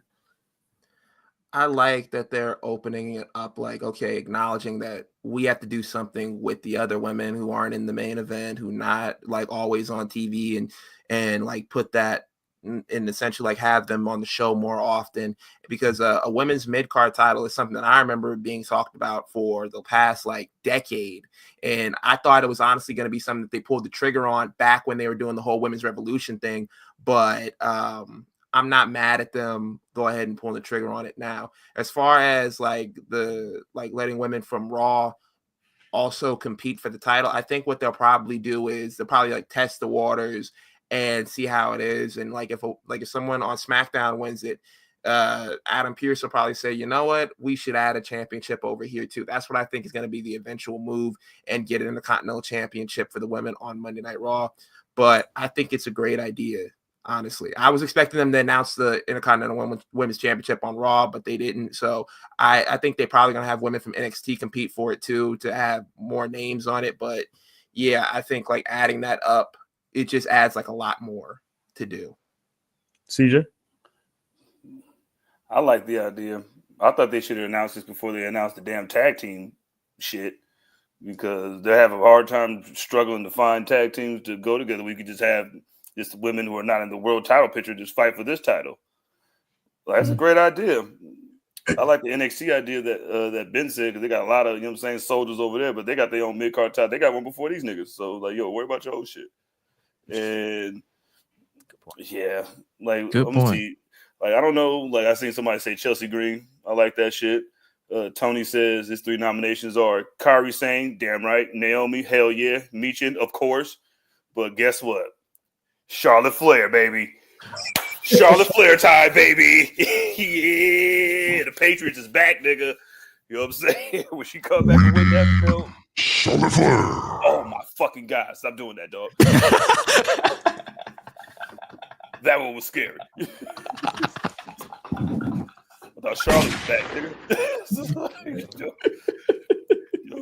Oh, shit, Charlotte's back, nigga. Oh, man. Currently, SmackDown's women's division are the following names: B-Fab, Bayley, Bianca Belair, Blair Davenport, Candice LeRae, Chelsea Green, Elektra Lopez, Jade Cargill, Michin, Naomi, Nia Jax, Piper Niven, and Tiffany Stratton. If you look at that field and you say, okay, Bianca and Jade are tag team champions. Mm-hmm. Nia is the women's champion. Mm-hmm. Tiffany has the money in the Tiffany bank. has the money in the bank. These are women that I would consider in that women's championship Tier. right? Bailey as well. I would kind of consider her in that. So then I'm looking at Blair Davenport, Candice LeRae, Chelsea Green, Elektra Lopez. Naomi, I kind of I consider her in that top tier as well, but I feel like they're gonna play around and they're gonna be able to kind of try to, you feel me, put her in between fields with this. Yeah. I think she can do both too. Michin, I feel like is a great candidate for the first U.S. women's champion. Naomi, I believe, is a good candidate as well. Chelsea Green, I believe, is a good candidate as well. But we're gonna have to let Chelsea Green fucking wrestle. Mm-hmm. We're gonna make her the women's U.S. champion, and it can't be about comedy if she's the first. Oh, shit. Hey, I was all gonna that say Piper character Niven. shit. That would be a bad move. You know what I'm saying? So this is an opportunity, I feel like, for them to build up women like Candice LeRae, for them to pull up some women from NXT, like the Cora Jades, like the Kalani Jordans, like the Sol Rukas. Like, these are women that I feel like are ready to be called up and can perform on the main roster and not feel out of place. I'm sure there's a couple of more, but Yeah. where I'll stand with the SmackDown women's division, and like, who do y'all feel like needs like a little bit more seasoning, or who do y'all feel like can be that person? Humble says, what about Piper? I got Piper Niven. Like, I'd love to see her win that shit. You know what I mean? Because that would be as a first champion, definitely give you a mountain to climb, but and she's dope as fuck. I feel like someone established as well as a workhorse should have the title, so that way when they can build up a division around that person, so that they can be. Because I'm looking at it from a point of, if they put it on a Candice LeRae or if they put it on a B-Fab, will the crowd react? Will they care in the long run? I'm saying, like, if you put it on somebody like maybe a Mia Yim, or Michin, I'm sorry, or Chelsea Green, they have to be willing to let them be workhorses and build a division around them. You can have Chelsea Green as the snarky, sneaky heel that gets the win, but she wrestles her ass off. Or you can have Michin, who's willing to put her body on the line and then have her wrestle established people. Or I know some people may not like this, but if they're done with Bailey in the main title, they can give her that title and let her wrestle. And they're gonna and call her John Bailey Cena. Hogan. Yeah, John I'm just saying somebody like her, somebody like her, like not exactly her per se. I'm just throwing a name because she's on SmackDown. If they do go to Raw route, they can put somebody else who's established to kind of build that division around her. Disagree with somebody from the Yay, with somebody from the soil being put in position, man. You feel me? So go ahead and give Bailey that opportunity. Go ahead and bestow her with that love. You feel me? And that accolade. You know, talk about. You feel me? That's another win for us. That's a W. You know, Yeah, that's what I'm saying. Like, go that route, and I also like to verify with people. I'm not saying give her a lengthy reign. They can literally. I know a lot of people hate bringing her up, or I love bringing her up, and we could love bringing her up. But the way Becky Lynch was booked as NXT Women's Champion is how they should book the U.S. Championship. That's smart. So if whoever is established, they should literally establish some people, and then whoever they want to take the title off of this person, whether it's a month or a couple of weeks in, boom. There you go. Yo, Cujo, make the shirts. Yeah, I'm gonna have to side with Cujo because that was on my mind too. Naomi, too. I feel like that would be a good one. And then also you can make good on, like, because the last time she was there, y'all was fucking with her title run. And so having her come back and making her the inaugural champion, and she can go on like a 2 to 3 month run with the belt and establish it. And she has like a big enough name and a big enough following to make that title mean something in that first like time period. So you can figure out like, okay, what is this title? What do we want it to look like? What do we want where we want to position the champion and have an overall feel of it? And I feel like she would be a great like person to put that on and have that initial run. We are on the same page. That's what I'm saying. Like, not even. I was just throwing a name when I said Bailey, but like somebody well established, so that way they can just really go full hand with it and not treat it like they did the tag team titles after Sasha Banks and Bailey lost them. So yeah, Charlotte.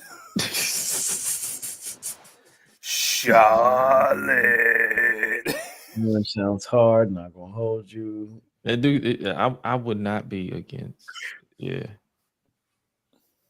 Yeah, the ties to Bianca, then have Jade win it from her. That could be a possibility in the future. Like, or have Jade beat Bianca to be the inaugural champion.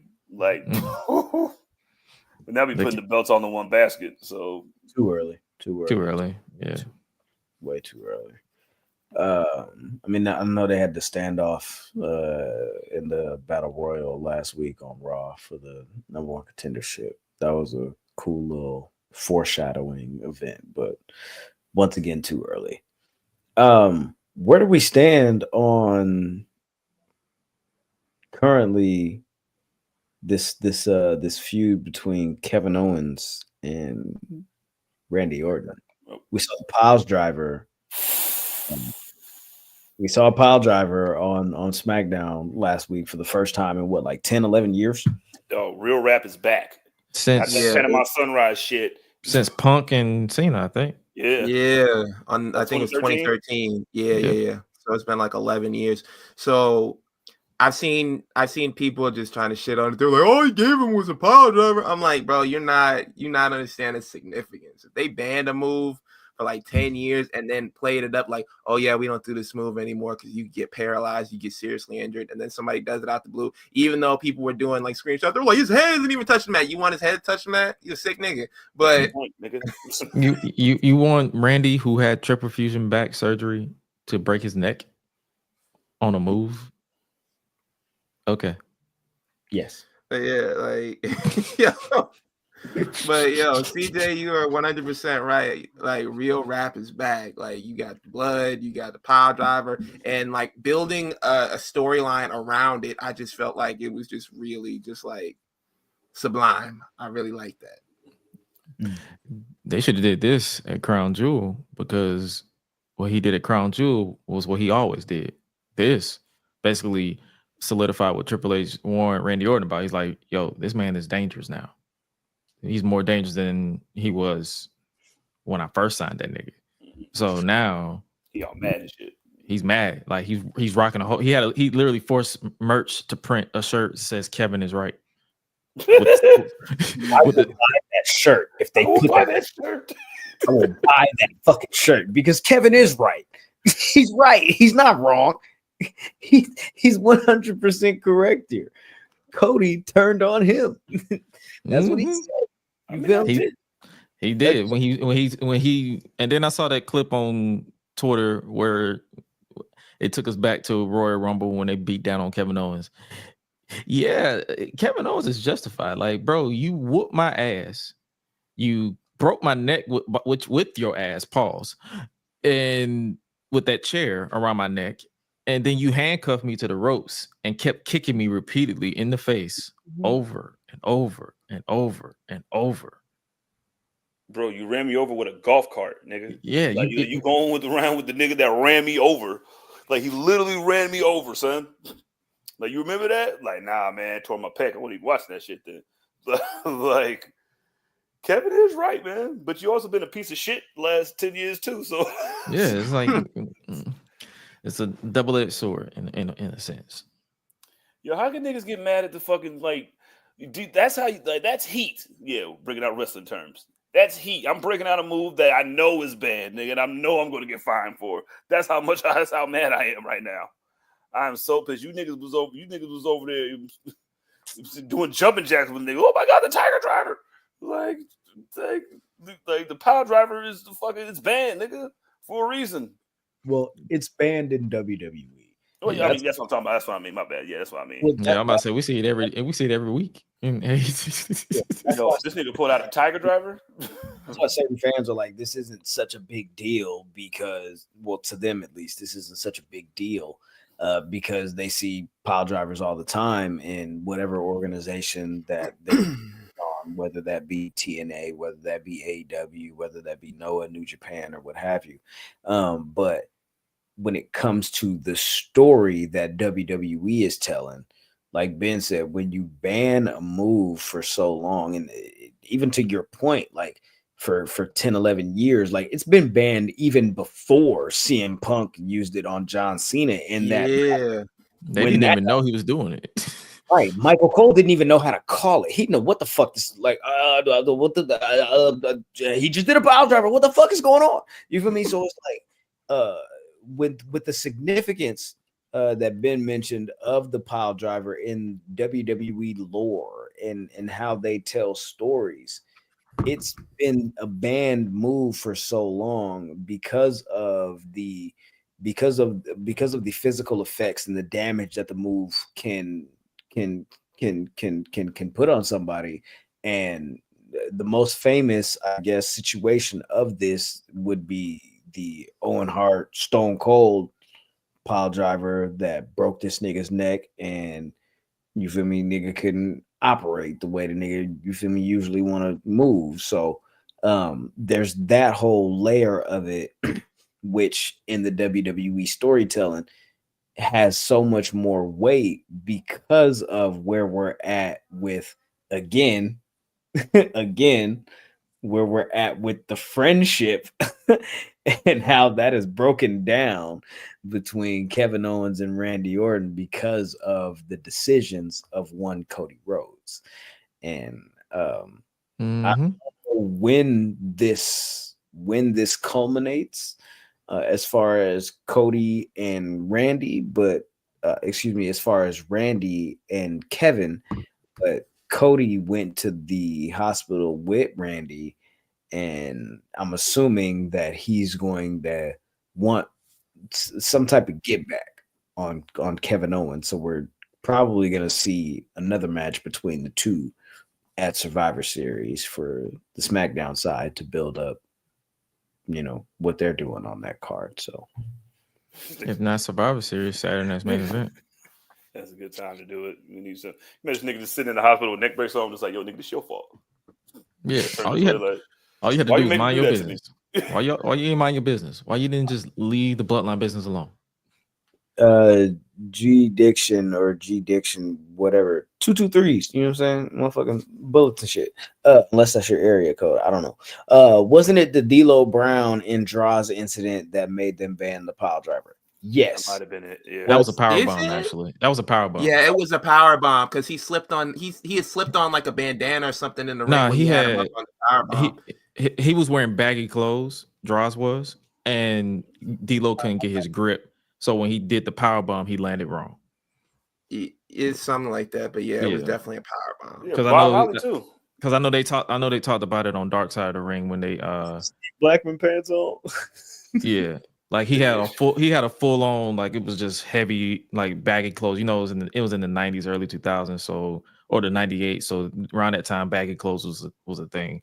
So it was like a grip. He couldn't get a good grip, and then he wearing the pants that The Rock was wearing with no shoes. Yeah, with no shoes. So he just power bombed him. So yeah, he got paralyzed off of that. So, but I believe the Stone Cold to Owen spot was the catalyst of them banning the pile driver. So them do it a couple times. Let Undertaker use the tombstone, but that's different. So Chris Benoit wasn't hitting that shit. I feel like he was hitting that shit. Pile driver? No, he was using his own head. Nigga, I am the power driver, nigga. He is the power driver. You talking about, nigga? Talking about that man was spiking himself. I shoot up right now.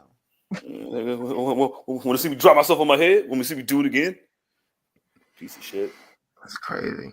Fuck that nigga. That nigga at the King Von concert right now. Nigga chilling. Dead? You know, Chris Benoit? Yeah. Both of them niggas. At the the King Von Burning. It's called. That's their new single, Burning. Repeatedly. All spite. No, I remember when didn't Brock Lesnar break what's the face's neck too? Yeah, with the F5 because he. Oh, I mean, with oh, the power Bob bomb. Holly. Yeah, with the power bomb. him. Yeah, he just dropped him. Like, yo, I'm not gonna lie. I never want to see a nigga get his neck broken or anything like that. But Hardcore Holly had that shit coming. Like he was like, he sandbagged him. This nigga's a rookie. I'm gonna beat the dog shit out of him. I'm gonna show him like his place. And like he kept telling him, like, leave me alone, bro. You don't want these problems, bro. Didn't he sandbag him that's too? why. Yeah, like yo, he was fucking with him. That's why you gotta leave people alone. Now your neck broke. Yep, and your career got cut short because you being a dickhead. Nigga got a fucking title shot after that. Like, he broke your neck. We'll give you a title shot on Royal Rumble so you can lose. Just to get it out the way, and you still lost. Yeah, Did nobody like this nigga? No. No, nigga. He literally beat a rookie on Tough Enough just because they was playing around. I'm like, nigga. Yeah. Oh yeah, I remember that. Yeah. Nigga, if I was Maven, I'd be like, yo, fuck out of here, Sparky Plug. Nigga, your name is Sparky Plug, nigga. Like, if you don't get up out of here, blood, your name was Sparky Plug, nigga. Yo, go drive somewhere, nigga. DoorDash ass nigga. Like, I'd have been disrespecting this nigga. Fucking taxi. You got a fucking taxi driver, nigga. Where'd you run when they had a garbage man too? Had a garbage man, a fucking taxi driver, and a nigga that never won and pat himself on the back. Y'all niggas was a whole Survivor Series team. That's why I don't have the elimination shit no more. Because of you, Sparky. That ugly ass haircut. Yeah, nigga. And he was in the Midnight Express that nobody cared about. Like, yo, that nigga just been in the way and wrestling for a long time. The Mid Express. What was? I ain't seen the Hardcore Holly do a goddamn thing in hella long. Yeah, that nigga practically retired at this point. Yeah, but never say never in wrestling, because you know them niggas like to pop up like gnats. Pop out and show rookies. His grandpa or no. Crash Holly's mother or grandma worked at the hospital with my pop. It was very interesting. Oh, interesting. I gotta ask about that, but definitely around that time where they was doing the Holly we cousins type shit, walking around with the little that scale thing. Yeah. For sure. For sure. Super heavyweight. Super heavyweight. Remember that. Disrespect my cuz like that, man. R.I.P. I mean, don't get it fucked up. You see me carry the scale, right? Shit heavy as shit. Right. You can tell he was struggling too. The greatest hardcore champion of all time. Man, let's talk about it. You feel me? What else y'all want to talk about? That's all I got. That's all I got. Another crackhead story. It was in Miami.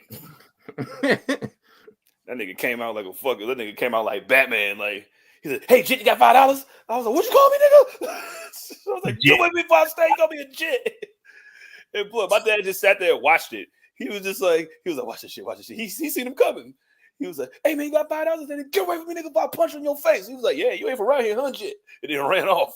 This is like scurried into the night. Didn't make no noise. Like, you ever seen a nigga run away? You don't hear no footsteps. He just ran away. I was like, this nigga turned into a panther. Crazy. Like in a black and white video. I'm about to say, speaking of crackheads, ROH booked Hammerstein Ballroom for Final Battle. Oh yeah, there's gonna be some meth going on up in there, boy. Mm-hmm.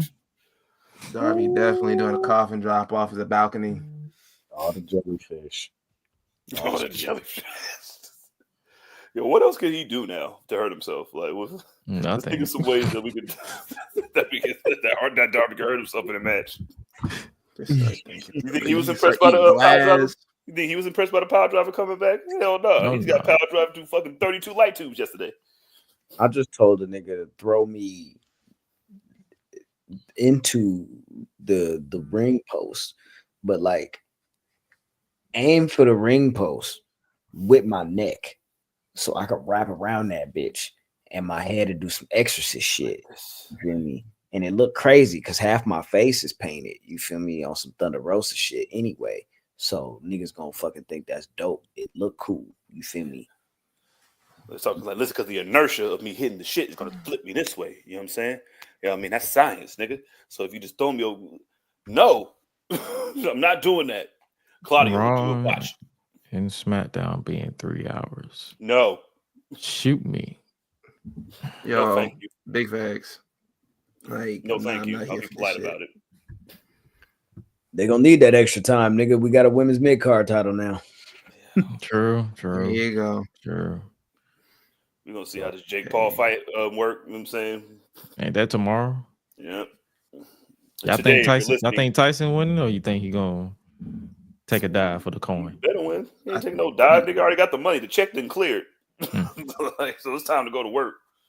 I think he taking a dive. The way I've seen him do like interviews and stuff like that, he might be taking a dive. He talking about his kids. Do you see that interview that he just did with that little girl? And she was like a teenager, and she was like, "Yo, what do you want your legacy to be? What do you want people to be remember you? You know, when it's all said and done." He was like, "Yo, we're all gonna be dead one day. Like I'm just passing through. I'm gonna be dead one day. No one's gonna care. We're all gonna die." And I'm like, this just got really dark real quick, nigga. Like, this nigga said, imagine you think people want to think about you when you dead. I mean, like maybe like kids and like grandkids and shit like that. But other than that, who gives a fuck about you?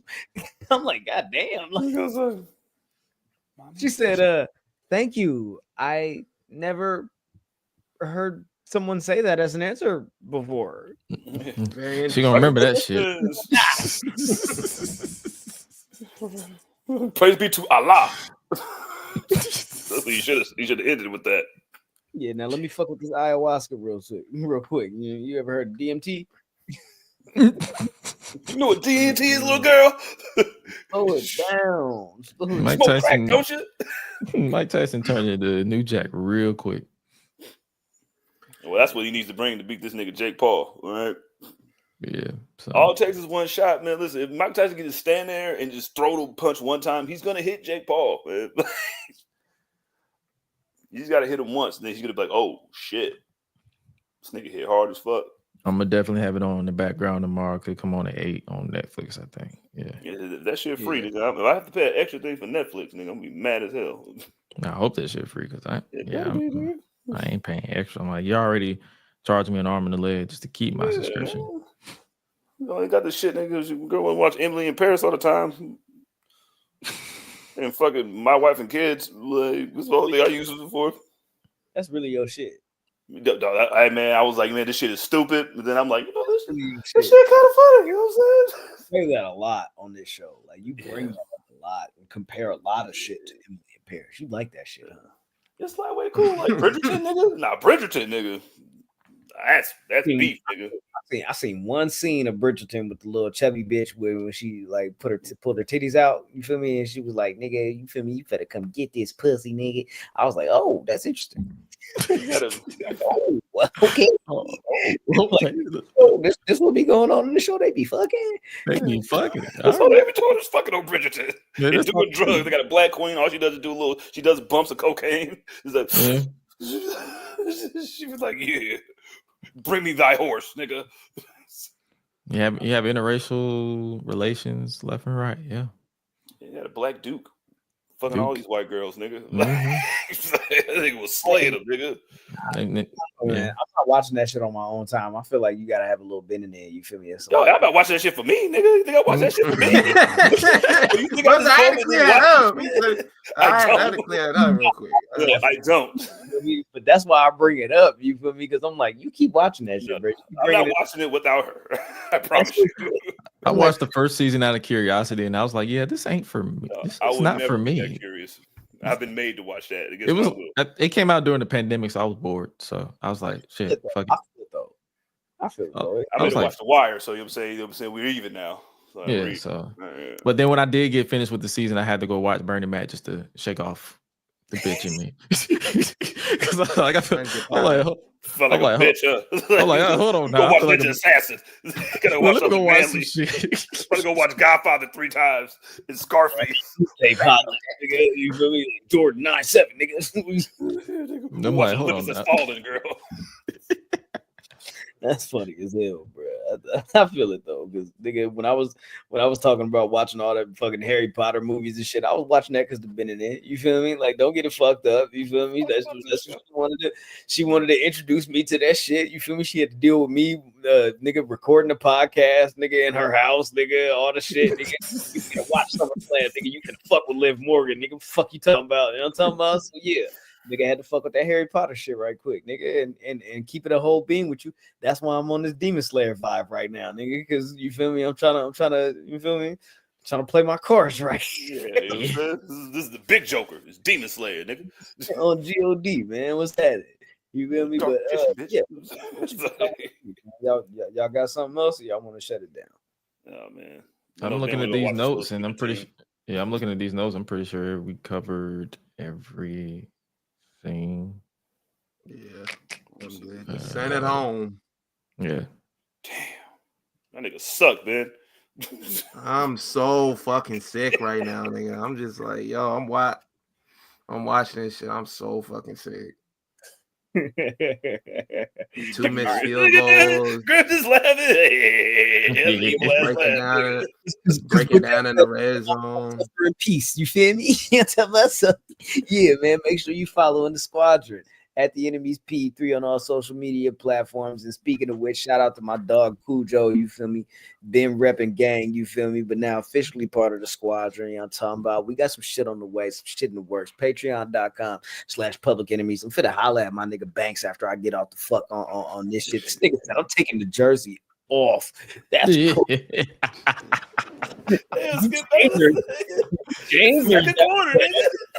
That's a wild combination.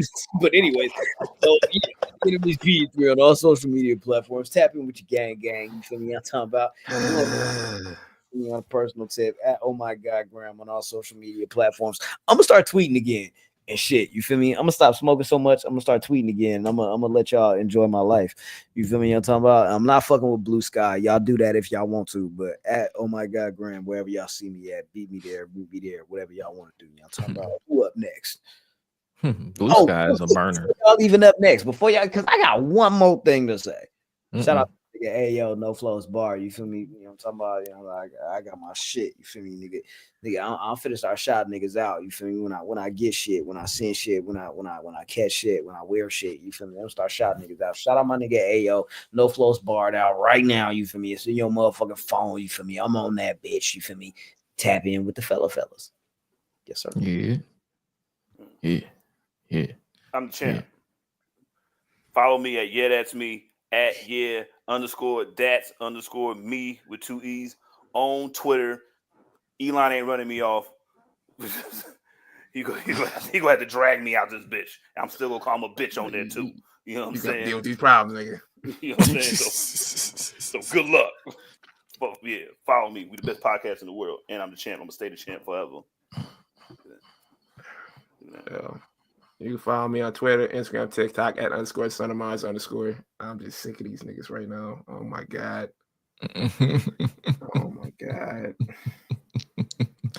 Then you can hit me up at @isgresh on Twitter. I went ahead and created Blue Sky out of boredom. That's my burner. So whatever thoughts I have, I'll put it there. But yeah, it's Gresh on Blue Sky, but AO is Gresh everywhere else. And yeah, subscribe to the Patreon because it's our due diligence to plug the Patreon so you guys can keep supporting. Thanks. Yeah, facts. And let us know if you want us to make a Blue Sky. I'll make that shit, bro. I'll do that. Blue Sky. If you run the Blue Sky, then I'm taking over the Twitter. And that's the last thing I want. Oh my God. Oh God. So I think we should just heed what we have right now. Stay dangerous until next week with full gear predictions. Please take care of yourselves and each other. Y'all be smooth. We up out this bitch. Do y'all thing. Have a good week and a good weekend. You feel me? Holla. You know it. If they call it Cuss God, then I'll probably get on. You know what I'm saying?